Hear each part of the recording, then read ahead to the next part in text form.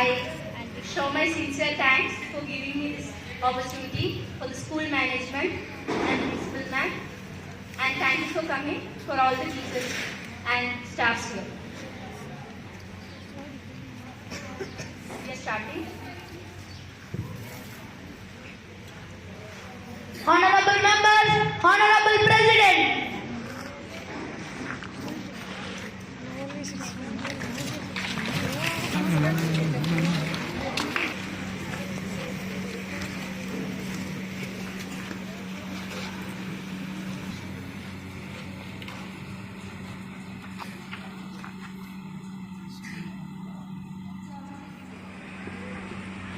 Honorable members, a warm welcome to all of you this Parliament building. Honorable members, this is my first address in this new Parliament building. This magnificent building has been constructed at the beginning of Azadi Ka Amrit Kal.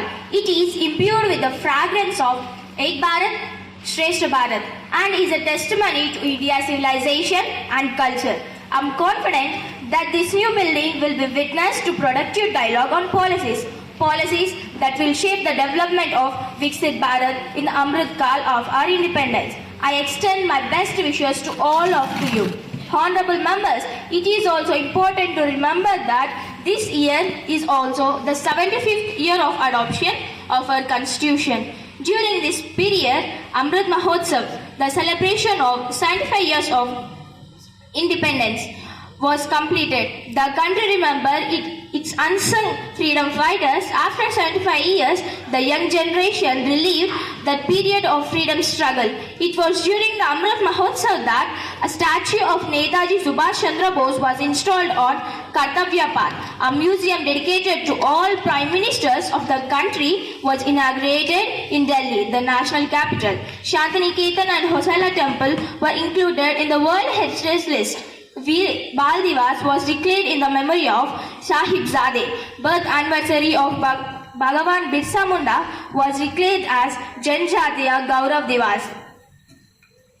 August 14 was declared as Vibhajan Viviksha Smriti Divas to commemorate the horrors of partition. Another significant reform of my government is the creation of Digital India. Digital India has made life and business much easier in India. Today, the whole world acknowledges this as a great achievement of India. Even developed countries do not have a digital system like India has. It was beyond the imagination of some people that even in villages, routine buying and selling will be done digitally. Honorable members, in the last decade, my government has made good governance and transparency the main foundation of every institution. As a result of this, we have witnessed major economic reforms. About 2,000 vehicles were sold in 2014 to 15, whereas till the month of December for the year 2023 to 2024, about 12 lakh electric vehicles have been sold. India became the first country to hoist its flag on the southern pole of the moon. India successfully launched Aditya mission and its satellite reached a distance of 15 lakh kilometers away from Earth. Success of the historic G20 summit strengthened India's global standing. India won more than 100 medals in Asian Games and more than 100 medals in Para-Asian Games. India got its largest sea bridge, the Atal Setu. Honorable members, you all respect the aspirations of crores of Indians. The dreams of the youth in schools and colleges today are completely different. It is a responsibility all of us to leave no stone unturned to fulfill the dreams of the Amrit generation. Viksit Bharat will fill the dreams of our Amrit generation. For this, we all have to do work together to achieve success in this endeavor. Honorable members, my government is moving ahead with the guarantee of fulfilling the dreams of 140 crore countrymen. I have full faith that this new Parliament House will continue to give strength to India's aspirational journey and create new and healthy traditions. Many friends will not be in this house to witness the year 2047, but our legacy should be such that the future generation remember us. Best wishes to all of you. Thank you. Jai Hind, Jai Bharat. Components of nutritional growth and support for the children below the age of 6 years, pregnant women and lactating mother adolescent girls 14 to 18 years, Anganwadi infrastructure including model Saksham Anganwadi, Poshan Abhiyan schemes for adolescent girls have been recognized under the Mission Poshan 2.0. Mission Poshan 2.0 mostly focuses on maternal nutrition and young child feeding norms and etc. All these schemes have been undertaken by Ministry of Women and Child Development. Wellness through Ayush practices to reduce wasting and underweight prevalences, besides stunting and anemia. The objectives of Poshan 2.0 are as follows. O to contribute to human capital development of the country. O to address challenges of malnutrition. O to promote nutrition awareness and good eating habits all over the country. O to address nutrition related deficiencies through key strategies. There are around 6 crore anemia active have been reported so far. In the recently held Poshan Ma in 2023 September, all the activities are reported, of which 4 crore were focused on anemia. Further, to give high importance to the issues related to anemia, dedicated anemia teams have been undertaken by Ministry of Women and Child Development. The Ministry took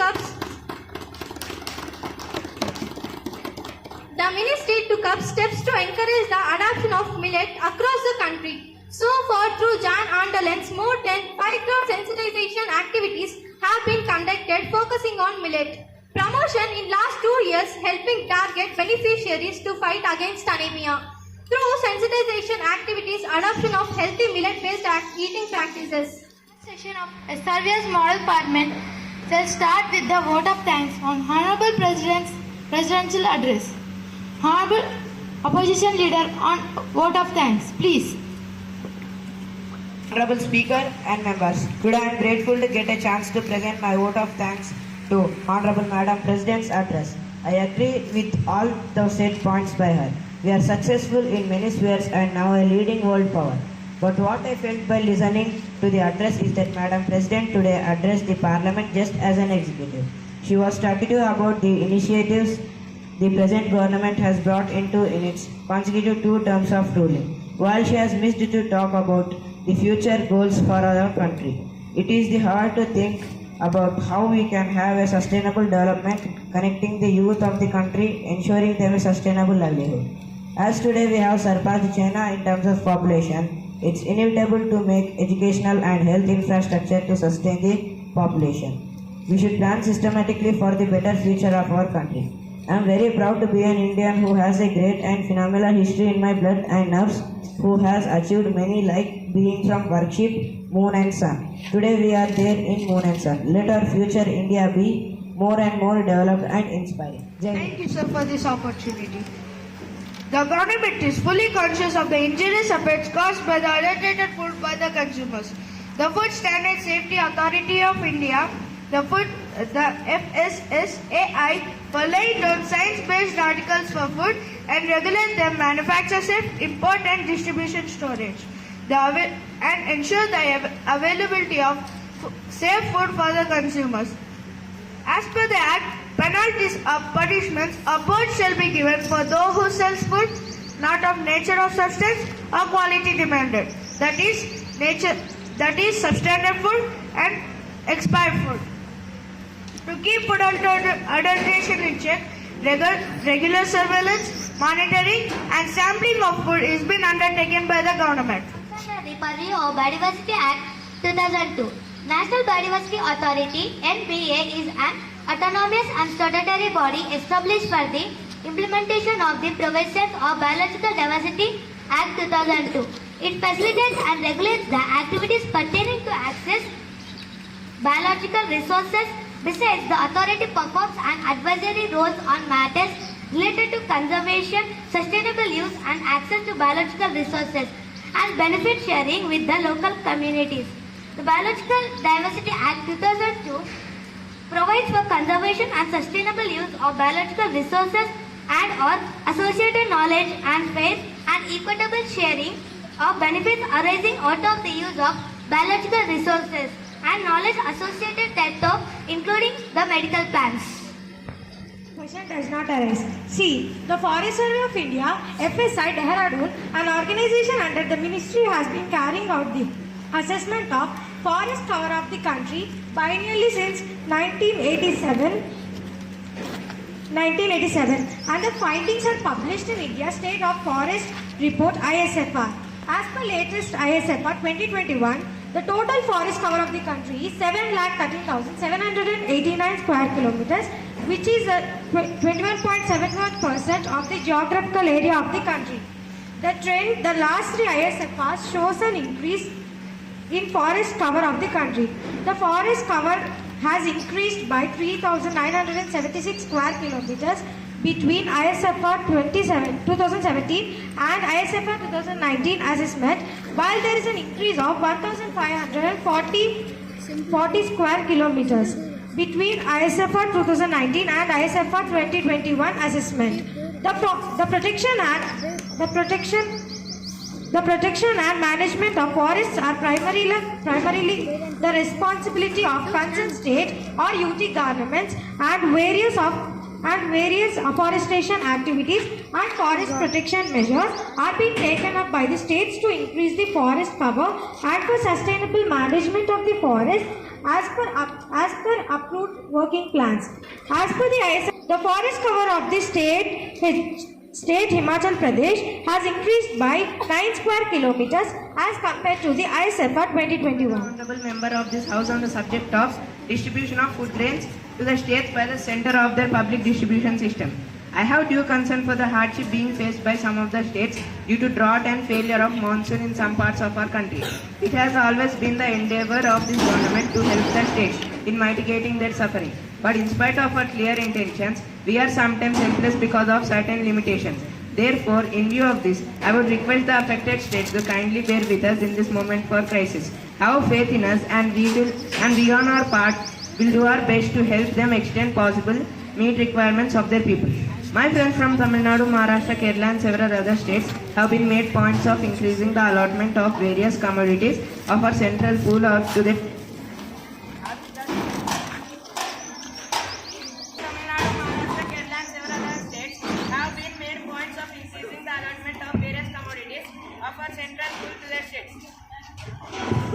As regards to the position with regard to Tamil Nadu, I may submit that I have already explained the position of supply rice to the state in this house earlier to reply the questions and through statements made by me on the subject in the house. But in spite of all our assurances, the leaders from the state chose to enter their controversy with the centre and went on to sit on fast press the centre in the matter. When the Chief Minister started this fast, I immediately contacted him and requested him that this can be amicably settled. Sir, with regard to the point raised in respect of the Maharashtra by my friend Shri H, I may like to submit that this is only statutory ration areas that allocation on ration is fixed. We are not covering the entire population. It depends upon the state governments to issue wherever they like and wherever they find there is need, and the entire countryside is not covered by rationing of our food grains. Therefore, the information sought by her with regard to the ration per adult in various states is irrelevant. So, as far as the problem of Maharashtra is arising out of drought in some parts of the state is concerned, I may state that a central team has already visited the sanction for advocate relief based on the recommendations of the team has also been issued. With regard to the shortage of food, we have a special case allowed the Maharashtra government to purchase 40,000 tons of rice from Punjab and Haryana. With regard to Kerala, I may inform the House that 90 to 95,000 tons of rice has been the takeoff for Kerala has demanded more rice. Their request is under consideration. This will be decided keeping in view the overall stock position in the central pool and also the request for rice from other states during the current year. I assure the House that to the extent possible we shall try to meet their demand. As I have already mentioned that the management of food economy is joint effort of the central and states, and for its success the help and cooperation of the states is utmost necessary. I therefore urge upon all the states, both the surplus and deficit, kindly extend their cooperation to enable us to meet the situation during this year, which is one of the drought and monsoon failure. Distribution of drugs in the country are regulated under the provisions of Drugs and Cosmetics Act 1940 and rules thereunder through a system of a licensing and inspection. Licenses for manufacture, sale and distribution of drugs are granted by state licensing authorities appointed by respective state governments. Under the said rules, fixed dose combination is a new drug. Under the provision of drugs and cosmetics and Act A rules, manufacture, sale, distribution of any banned drug is a punishable offence. State licensing authorities are empowered to take action in case of manufacturing, sale of such unapproved FDCs. Thank you. Commission that the bill to provide for more effective prevention of the commission of dowry and its glorification and for matters connected therewith or incidental there to be taken into consideration. I would like to remind the honorable member of slogan Vocal for Local. The slogan was initiated under Atmanirbhar Bharat Abhiyan or Self-Reliant India scheme. This is not a new idea, but it has been envisaged by Honorable Prime Minister. He had also announced an comprehensive package of rupees 20 lakh crore, which is around 10% of the GDP to fight COVID-19 pandemics. Sweat tax concessions are available for startups under Income Tax Act 1961. Also, certain concessions are available for technology startups by exempting them from GST. A statement regarding the same will be submitted soon. Secretaries intimate the central government every month of the requirement of food grains from the central pool for issue through the public distribution system. This allotment for various states is made on month-to-month basis, taking into availability, the market availability and other related factors. These are being reviewed every month and allocations are made accordingly. I would like to mention in this connection that the management of food economy has to be a joint effort of center and the states. The availability of the stock in the center pool, which comes of help for release for public distribution systems, can be sustained and improved only with the willing procurement effort on the part of the states and also prudent and judicious release in consonance with the policy of the central government in the interest of the country as a whole. I would like to thank the President for her addresses. And it has been my good fortune that I have had the opportunity to thank the President for her addresses many times before. But this time, I also want to congratulate Madam President besides thanking her. The President in her visionary speech has guided all of us and crores of countrymen. Her presence as the head of the Republic is historic and is also an occasion of great inspiration for crores of sisters and daughters of the country. The President in her address drew a blueprint for the country. Journey of Sankalp to see very well, which was uncountable to the country as well as very inspiring. Honorable Speaker, sir, rather criticism, etc. are part of the House. But we should not forget that there is a proud opportunity before us as a nation and we are enjoying proud moments.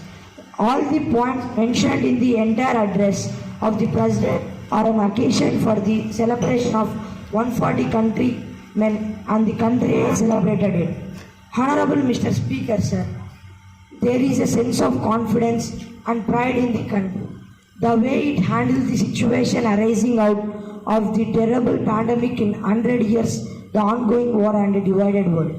Honorable Mr. Speaker, sir, today every reliable organization of the world, all the experts who have deep understanding of the world affairs and who can also predict the future have a lot of hope, faith and a certain amount of enthusiasm.